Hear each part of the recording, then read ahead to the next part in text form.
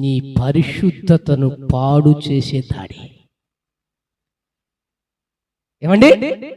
నీ పరిశుద్ధతను పాడు చేసే దాడి. ఎదుగుతున్నావు, ఆశీర్వదించబడుతున్నావు, వర్ధిల్లుతూ ఉన్నావు. రోజు రోజుకు నీ ఆశీర్వాదం నువ్వు చూస్తూ ఉండగానే గ్రాఫ్ పెరిగిపోతుంది. ఆ టైములో నీ పరిశుద్ధత మీద జాడి జరుగుతుంది. ఆనాడు యేషేబుకు పోతీఫర్ భార్య కదా దాడి చేసినట్లు, ఈ రోజున ఈ లోకంలో నీ ఆత్మీయత మీద, నీ పరిశుద్ధత మీద దాడి జరుగుతూ ఉంది. భయపడవాకు, అంతిమ విజయం నీదే. హల్లెలూయా.